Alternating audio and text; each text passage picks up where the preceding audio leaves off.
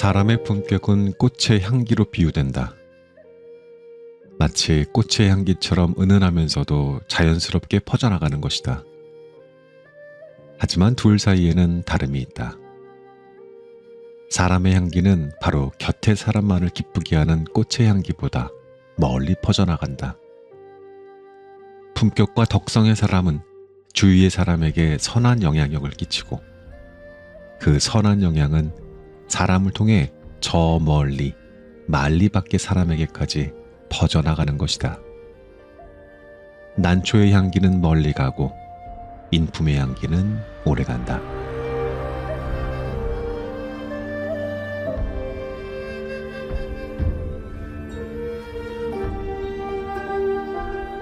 안녕하셨습니까? 봄 아저씨 책 읽는 자작입니다. 자, 오늘은요 사서삼경에 대한 이야기를 나눠볼 거예요. 아이고 아저씨 사서삼경이라니 요즘 시대에 이게 웬 말입니까? 라고 하실 것 같은데, 아니 일단 뭐가 사서삼경인지부터 좀 볼까요? 우리 듣기는 좀 많이 들었잖아요. 근데 잘 모르잖아요, 사서삼경이 뭔지. 제가 오늘 굉장히 쉽게 설명해 드릴 거예요. 사서삼경이란 사서와 삼경으로 나눠져 있습니다. 사서는 공자, 맹자의 사상과 유교 철학이 담긴 네 권의 책을 말해요. 삼경은요, 사서보다 더 오래된 책들이래요. 공자 이전에 전해진 유교의 뿌리. 그럼 사서에는 뭐가 있다? 자, 사서에는 논어, 맹자, 대학, 그리고 중용이 있습니다. 논어는 공자가 직접 한 말과 제자들과의 대화 모음집이다라고 보시면 되고요. 그 다음이 맹자였죠.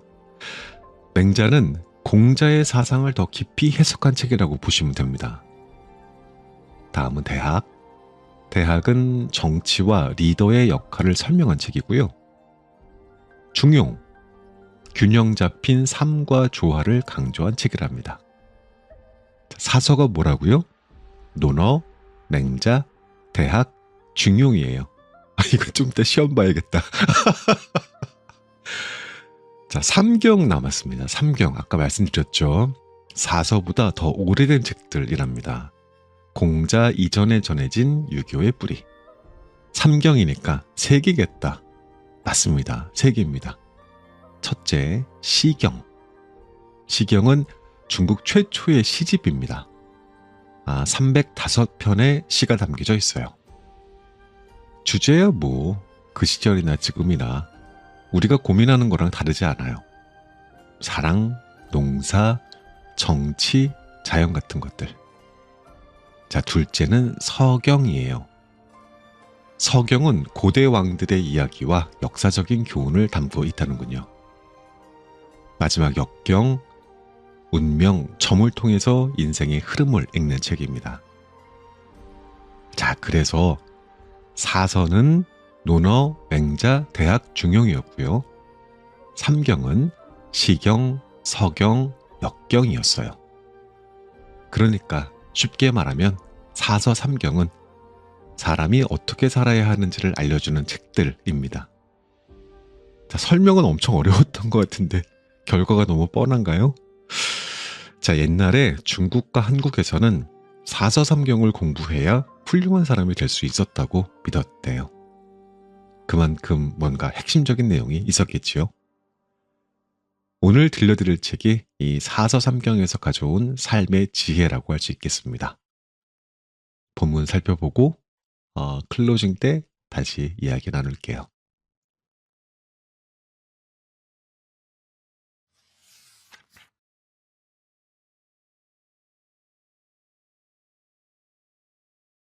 품격 있는 사람의 향기는 사라지지 않는다. 난초는 깊은 숲에서 자라지만 찾는 사람이 없다고 해서 향기를 뿜지 않는 것은 아니다. 순자, 유자편에 실린 글로 군자의 삶을 난초에 비유했다. 난초가 어느 때 어느 상황에서도 은은한 향기를 내뿜듯이 군자 역시 때를 잘 만난 듯 못 만난 듯 사람들이 알아주든 알아주지 않든 묵묵히 자기 길을 간다는 것이다. 선한 사람과 있으면 난초가 있는 방에 들어간 것처럼 시간이 지나면 그 향을 맡지 못하니 이는 동화된 것이다. 설원, 자번 편에 실린 공자의 말로 역시 군자의 모습을 말해준다. 난초의 향기가 은은할 뿐 진하지 않듯이 군자 역시 특출난 무언가가 아니라 삶에서 은근하게 그 품격이 드러난다. 이 글의 뒤에 이어지는 글은 품격 있는 사람과 대비해 속된 사람의 모습을 말해준다.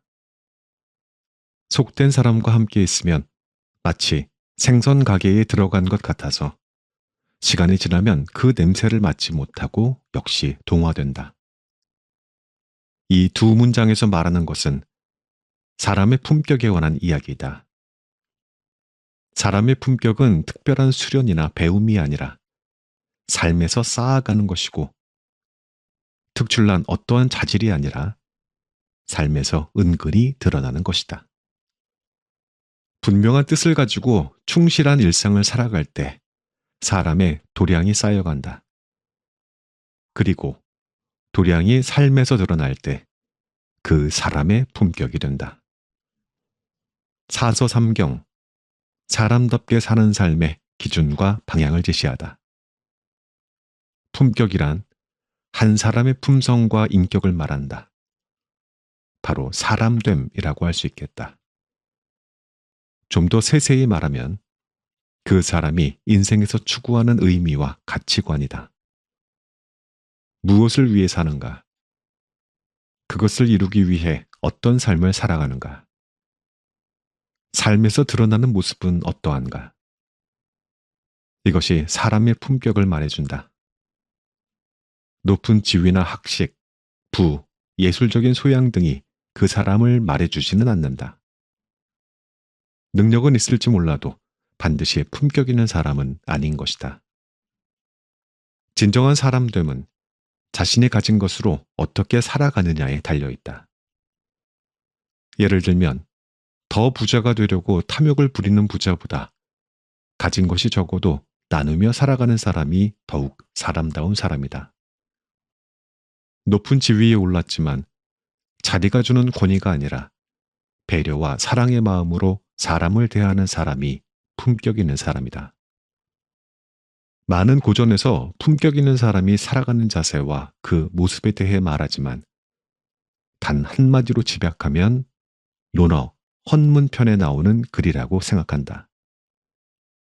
일상의 배움에서 높은 이치에 도달할 수 있다. 원문으로는 하학이 상달이다. 학문의 가장 높은 이치와 수양의 가장 높은 경지는 고차원의 배움이 아니라 일상의 배움에서 비롯된다는 말이다. 하학이 상달을 행하는 사람은 삶에서 겪는 모든 일이 배움의 대상이 된다. 가까이 있는 사람, 우연히 지나치는 사람, 심지어 모든 사물과 자연 현상에서도 배움을 얻는다. 일상의 배움을 통해 나날이 성장하고 자기 삶을 성찰하고 자신이 소중한 만큼 다른 사람을 배려하는 삶을 살아간다. 그 노력이 쌓여갈 때 비로소 높은 경지에 도달할 수 있다. 여기에 하나만 덧붙이고 싶은 문장이 있는데 바로 공자 가어에 실린 문장이다. 지혜로운 사람은 자신을 알고 인한 사람은 자신을 사랑한다. 자신을 아는 것은 하늘로부터 부여받은 자신의 존귀함을 아는 것이다. 삼재사상이 말하듯이 하늘과 땅, 그리고 사람, 이 셋이 천하를 이루는 근본임을 아는 것이다. 자신을 사랑하는 것은 자신의 존엄성에 합당하게 살아가는 것을 말한다.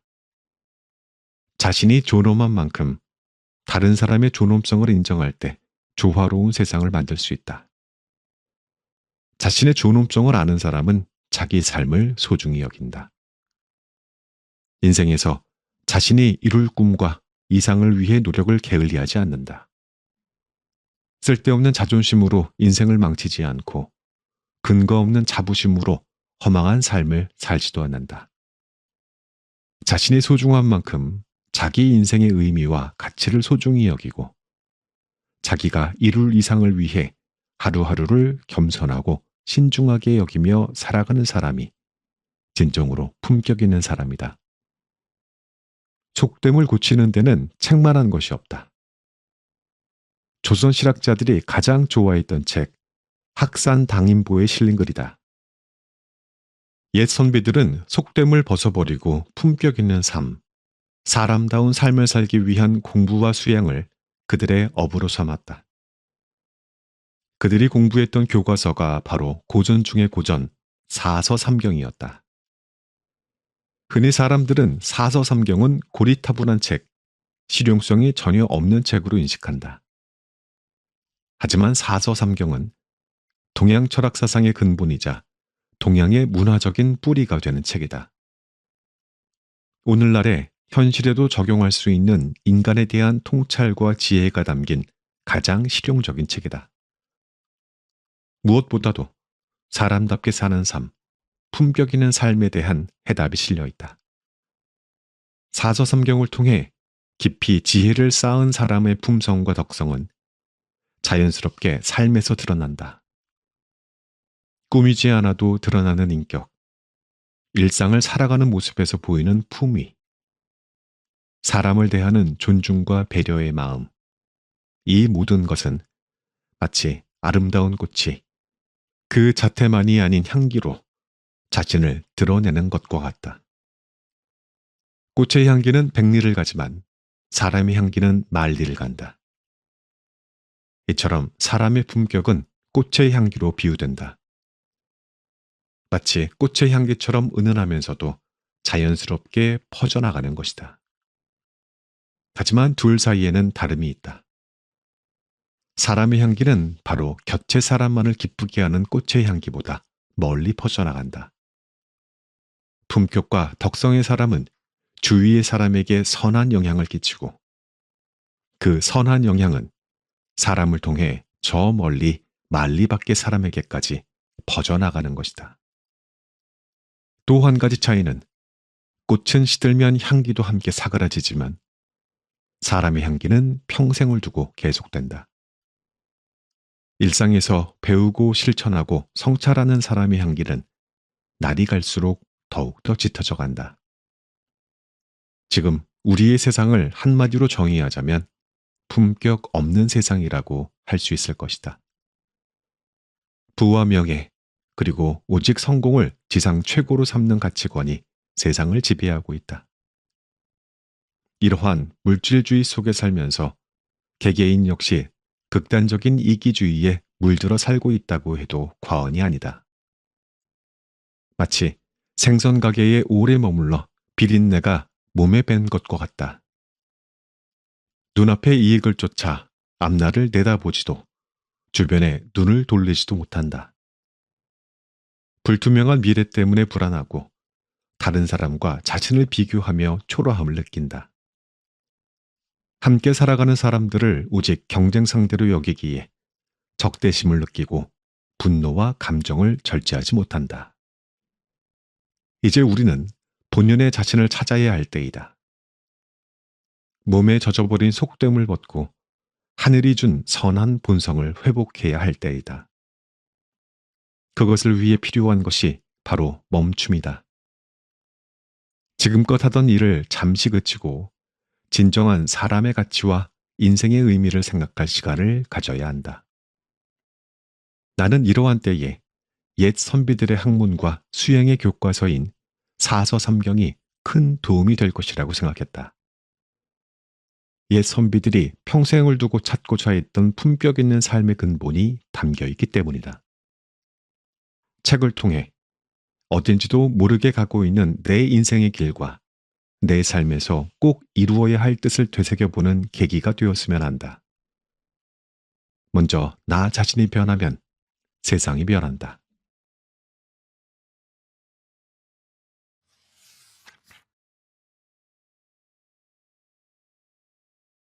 내가 가진 습관이 나를 나타낸다. 습관이 본성이 된다. 습여 성성, 서경, 상서 태갑편. 탕 왕의 손자인 태갑은 상나라의 4대 왕이다. 탕 왕의 적장손이었지만 아버지를 여인 후 어려서 바로 즉위하지 못하고 두 숙부의 뒤를 이어 어렵게 왕이 되었다. 두 숙부의 재위가 각각 3년과 4년에 그쳤으므로 태갑은 즉위할 당시에도 어렸을 것이다.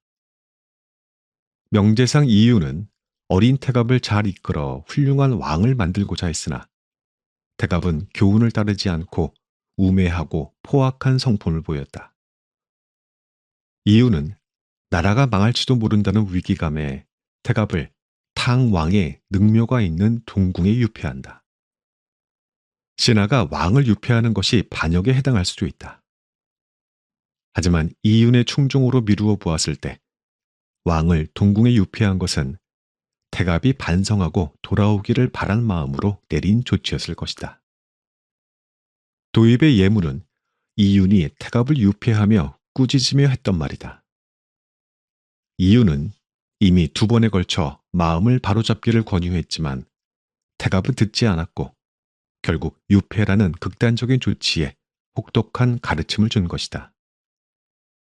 그 전문은 이렇다. 왕의 의롭지 않음은 습관이 본성이 된 것입니다.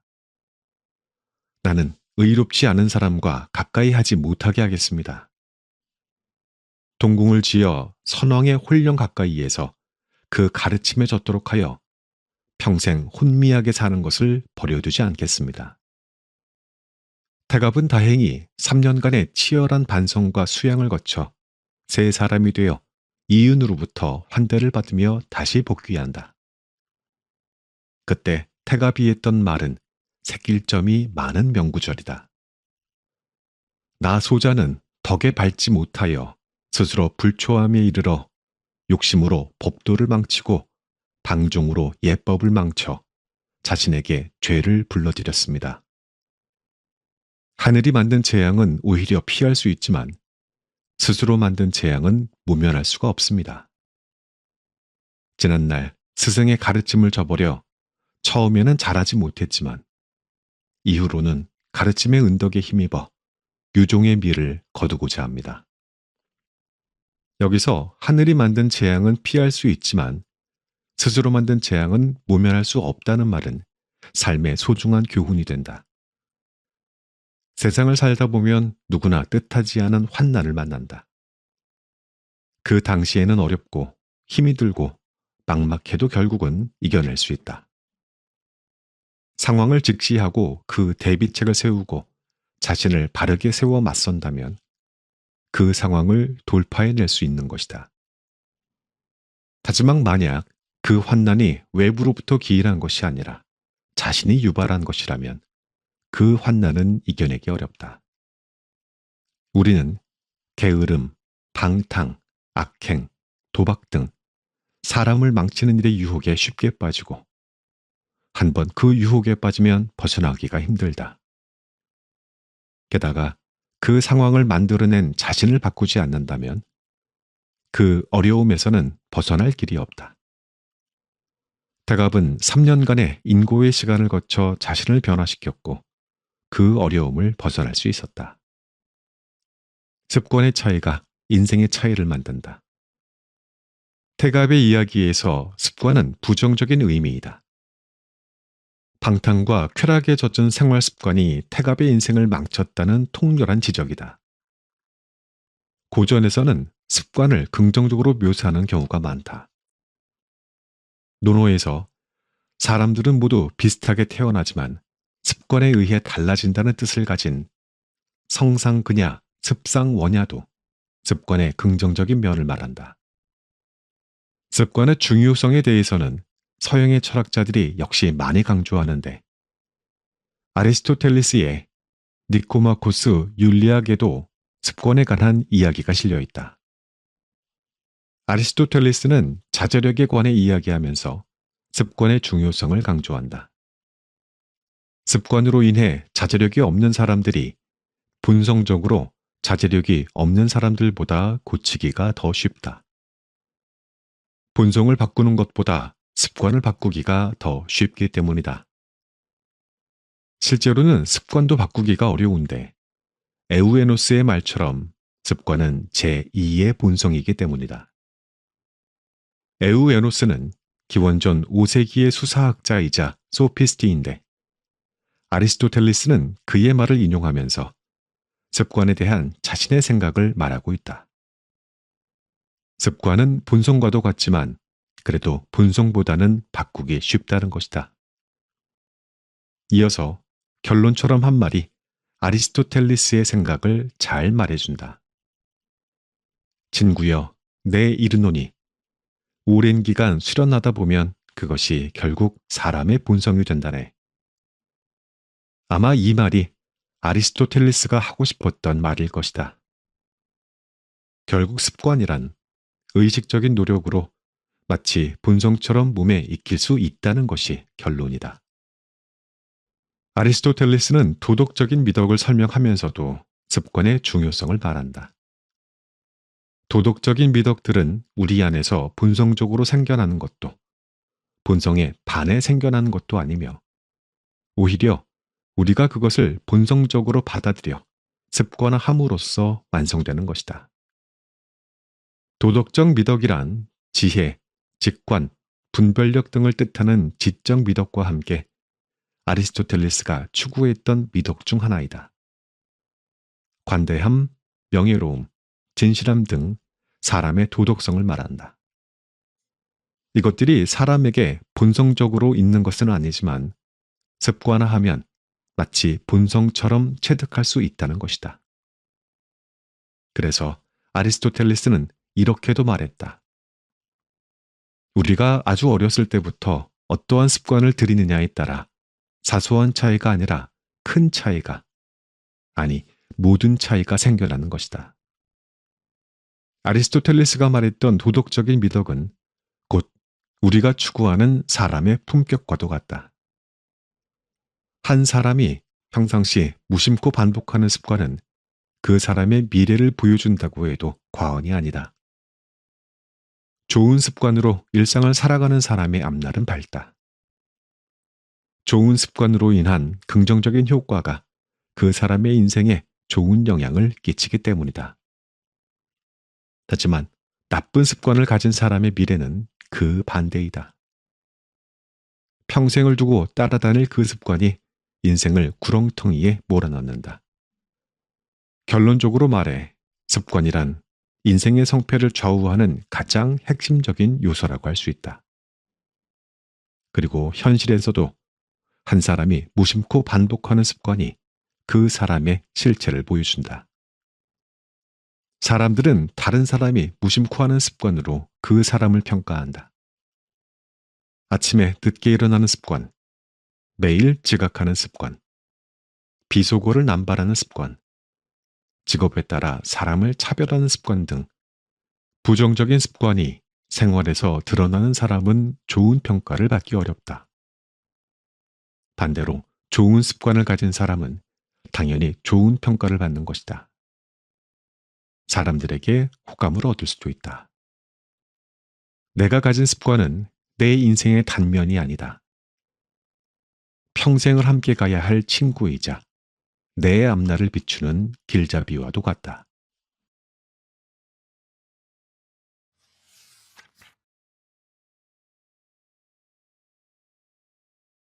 그릇은 가득 차면 넘치고 사람은 가득 차면 잃는다.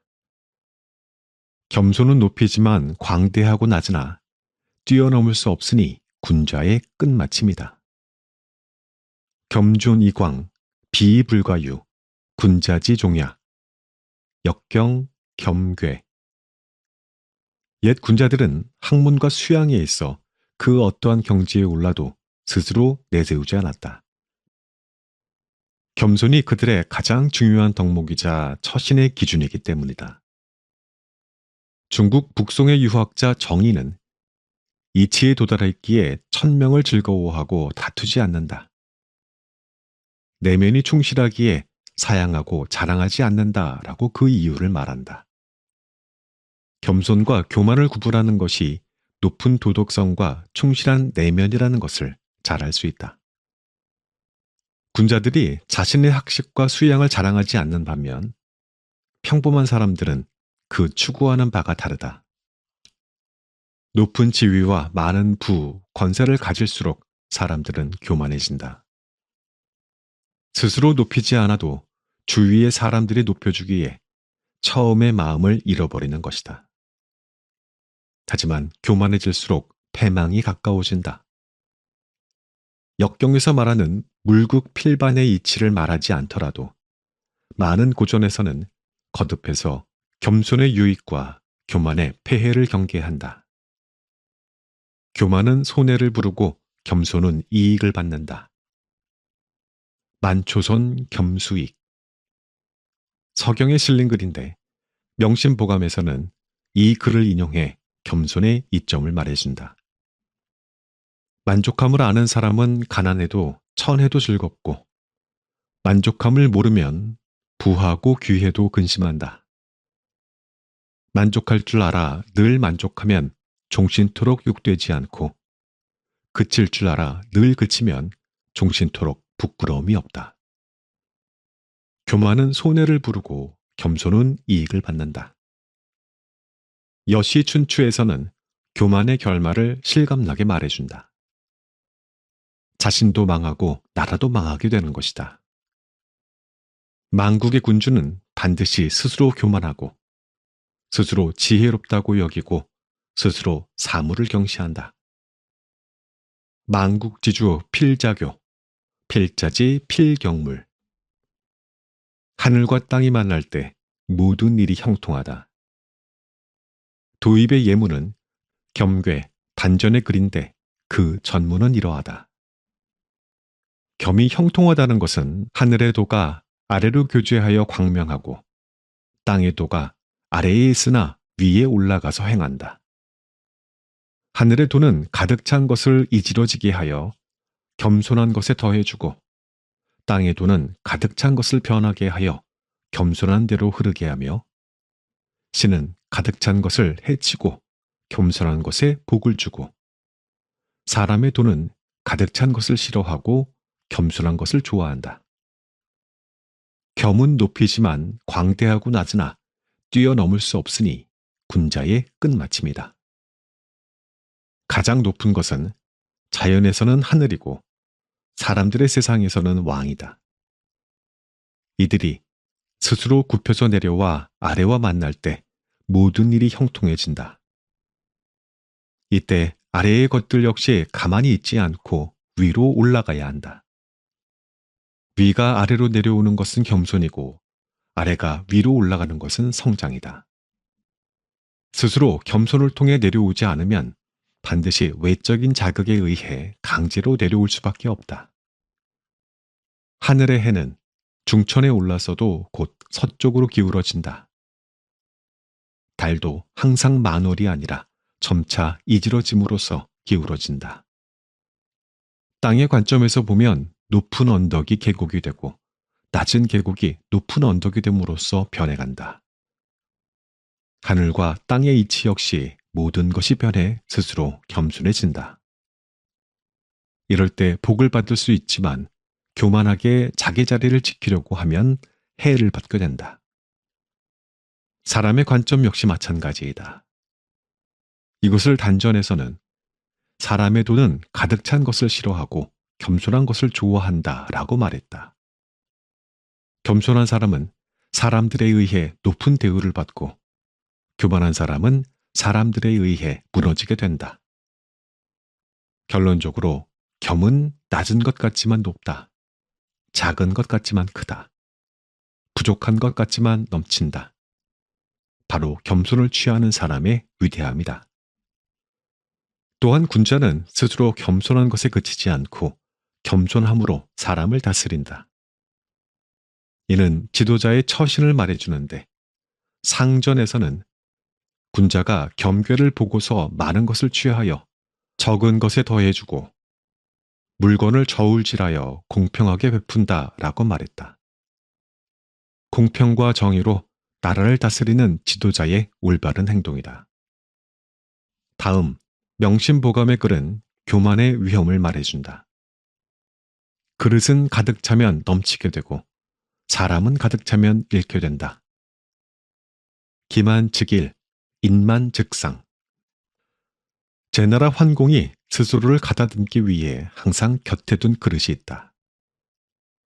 의기라고 하는데 이 그릇은 물이 절반만 차면 그대로 있지만 그 이상을 부으면 기울어져 물이 쏟아지게 되어 있다. 설사 이러한 인위적으로 만든 그릇이 아니더라도 그릇의 크기를 고려하지 않고 물을 부으면 넘쳐 흐르는 것은 자연의 이치이다. 이러한 이치는 사람에게도 그대로 적용된다. 사람이 자신의 분수에 맞지 않는 지위와 부를 갖게 되면 교만해진다. 그리고 교만에 빠지는 순간 패망의 길로 가게 된다. 지나친 탐욕이 화를 부르는 것이다. 사람들이 부와 권력을 쥐었을 때 스스로 낮춘다는 것은 쉬운 일이 아니다. 어려울 때에는 비굴할 정도로 자신을 낮추었지만 많은 것을 손에 쥐면 본능적으로 자신을 높이게 된다. 자신이 가진 것과 자기 자신을 동일시하기 때문이다. 또한 주위의 사람들이 가만두지 않는다. 권력에 잘 보여 자기 영달을 꾀하려는 사람들의 행태이다.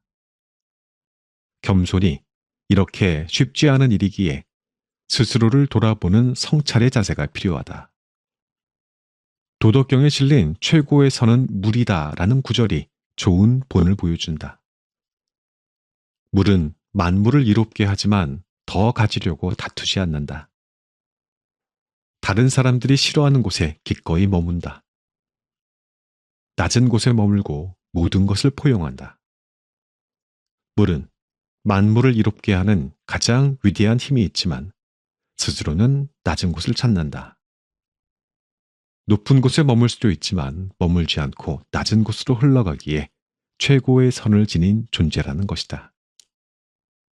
노자는 도덕경 제67장에서 자기의 세 가지 보물을 말했다. 그것은 바로 겸손의 이점이다. 나에게는 세 가지 보물이 있으니 이것을 잘 간직해 소중히 지키고 있다. 첫째는 자애로움이요. 둘째는 검약함이요. 셋째는 남보다 앞서지 않으려는 마음이다. 사람을 사랑함으로 도리어 용기가 있을 수 있고, 검약함으로 도리어 넉넉할 수 있고, 남보다 앞서지 않기에 도리어 큰 그릇이 될 수 있다. 하지만 사랑을 버리고 용감하려고 하고, 검약을 버리고 넉넉하려고 하고, 뒤로 물러남을 버리고 앞장서려고 한다. 그것은 죽음뿐이다. 무릇 사랑으로 싸우면 이기고 사랑으로 지키면 견고하다. 하늘이 장차 구원하려고 하면 자애로서 보호할 것이다. 사랑과 겸손을 지닌 사람은 사람들로부터 존경과 사랑을 받는다. 더불어 하늘의 도움까지 얻을 수 있다. 높이 오를수록 아래를 돌아볼 수 있어야 한다. 그리고 자신을 돌아보는 성찰이 필요하다. 스스로 낮추면 사람들이 높여준다. 그리고 하늘이 도와준다. 사람들이 높여주고 하늘이 도와주면 영원할 수 있다.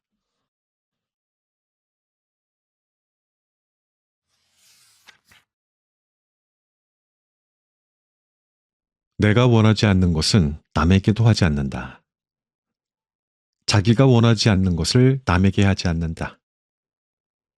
기소불욕 물시여인 논어 위령공편 3세기경 로마 황제 알렉산더 세베루스의 액자에는 남에게 대접받고 싶지 않은 대로 남을 대접하지 말라라고 적혀 있었다. 그러므로 무엇이든지 남에게 대접을 받고자 하는 대로 너희도 남을 대접하라 라는 성경의 구절도 있다.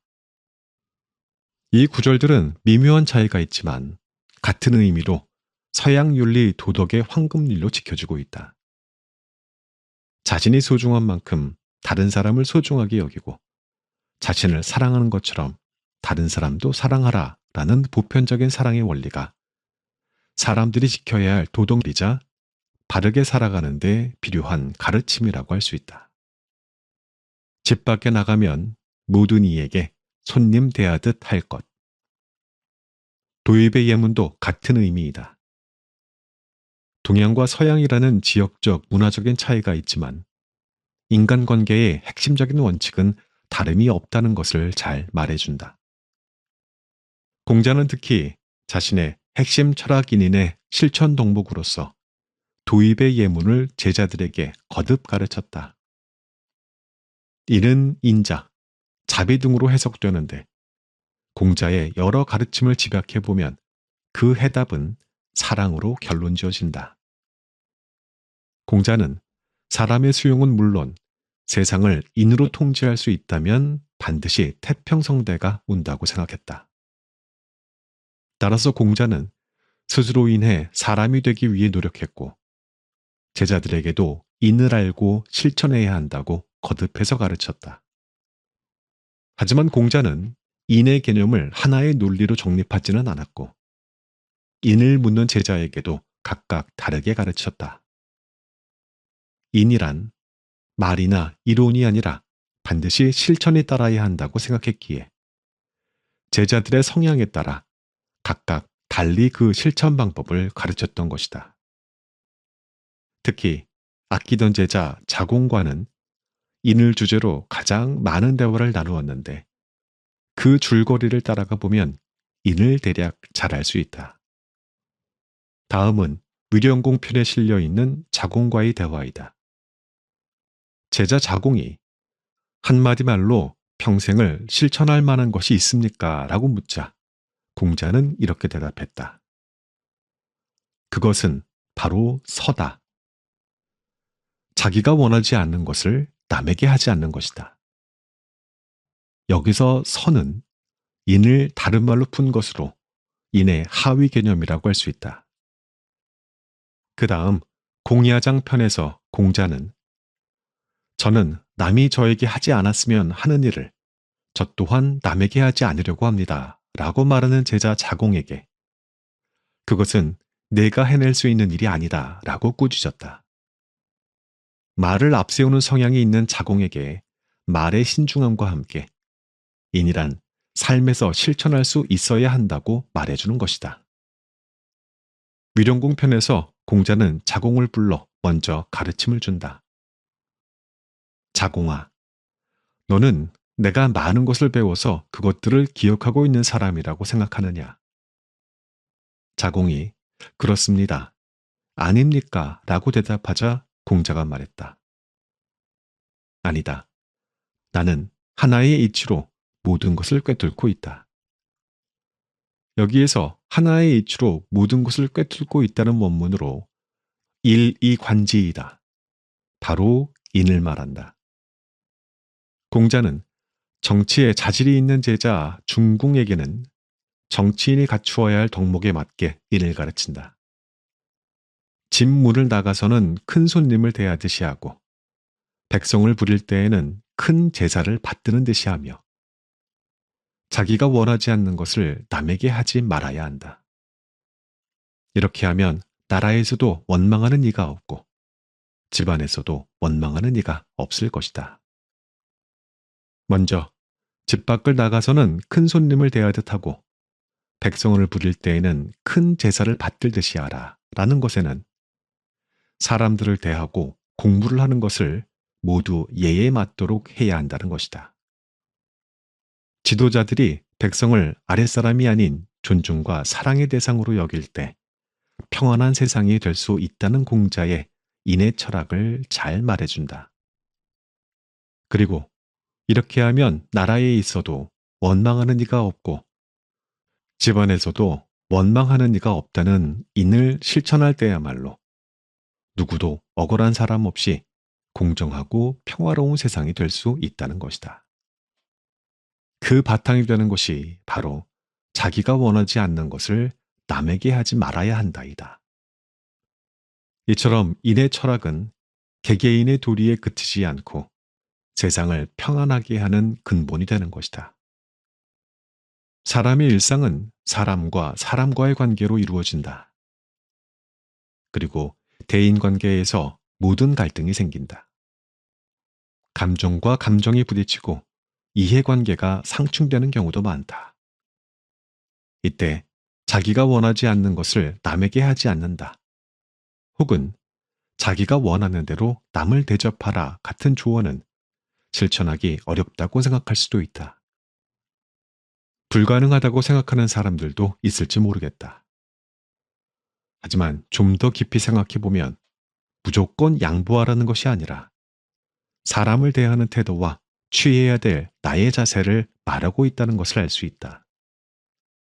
설사 의견이 일치하지 않더라도 이성적으로 접근하고 다툼이 생기더라도 감정이 아닌 배려의 정신으로 대할 때 문제가 잘 해결되고 갈등이 봉합된다. 그리고 그 바탕이 되는 것이 상대를 존중하고 인정하는 것이다. 그리고 갈등이 있을 때 상대방의 입장에서 생각해 보는 것이다. 바로 역지사지의 상상력을 발휘하는 것을 말한다. 진정한 어른은 완벽한 논리와 탁월한 웅변력으로 상대를 설득하는 사람이 아니다.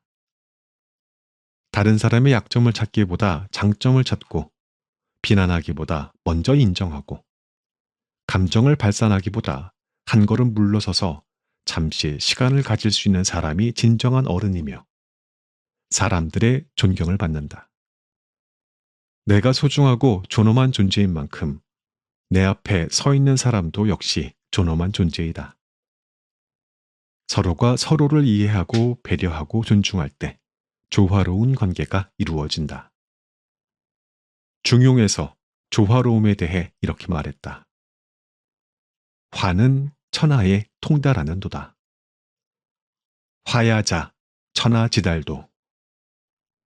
조화를 만드는 사람은 작게는 인간관계를, 크게는 세상을 평안하게 만든다.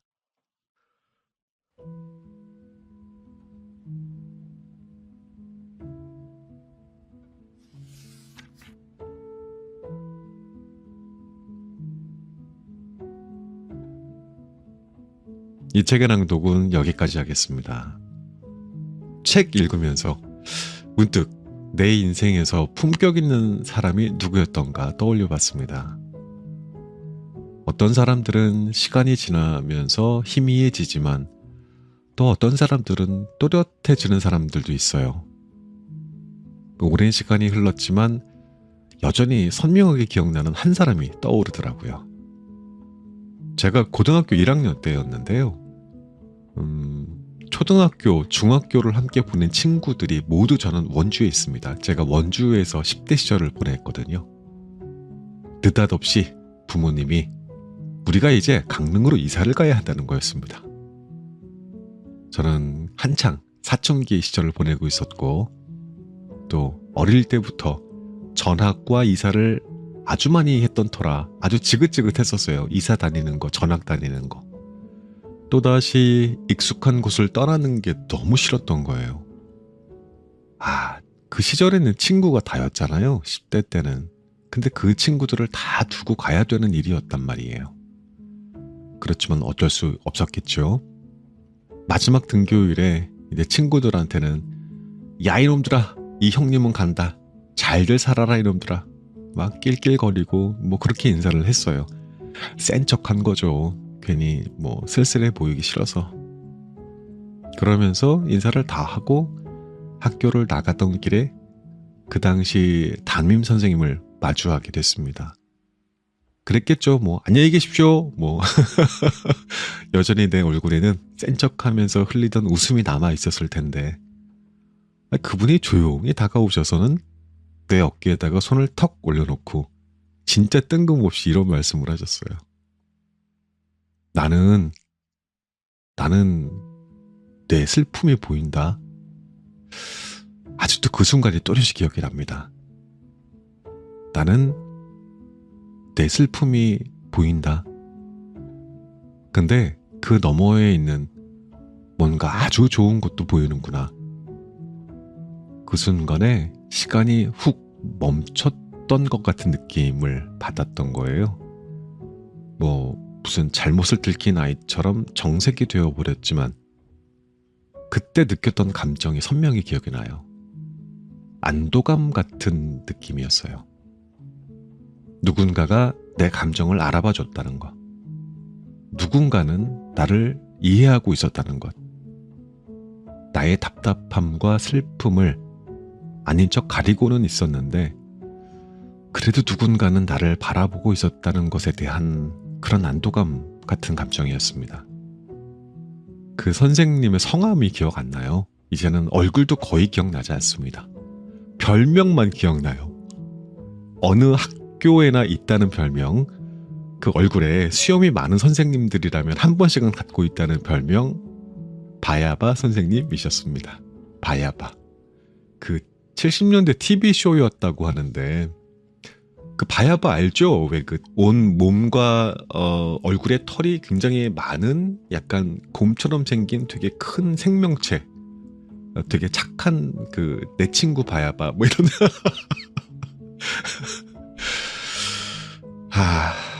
공감이었던 거예요. 사람이 가진 가장 품격 있는 능력이 저는 그때부터 공감력이라고 생각을 했던 것 같아요. 품격이란, 사람의 향기란, 그렇게 누군가를 바라볼 줄 아는 공감의 능력에서 나오는 것이 아닐까. 세상이 아무리 발전하고 AI가 인간의 많은 능력을 대신할 수 있다고 해도 결코 절대 흉내낼 수 없는 것. 그것이 바로 사람만이 가질 수 있는 공감의 품격이 아닐까 생각해 봤습니다. 네, 공감할 줄 아는 사람이 되어야겠다. 그런 향기를 남기는 사람이 되고 싶습니다. 그리고 당신도 그런 사람이면 좋겠습니다.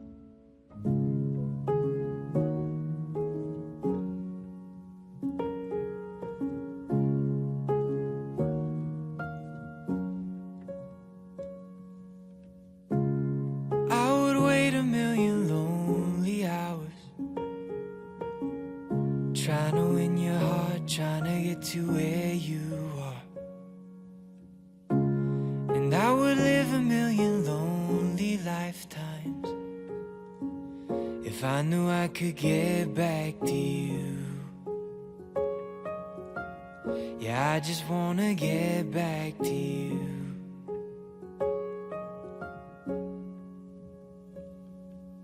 May take some time. I don't wanna find no one but you in my arms. If it's a test, I'm doing my best, but it gets hard being without you. Being without you.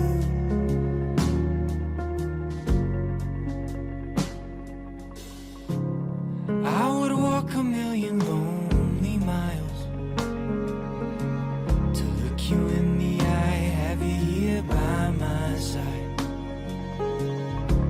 Swim every ocean, fight till I'm broken.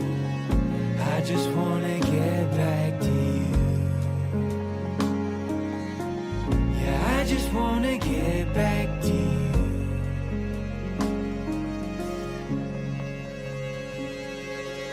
May take some time.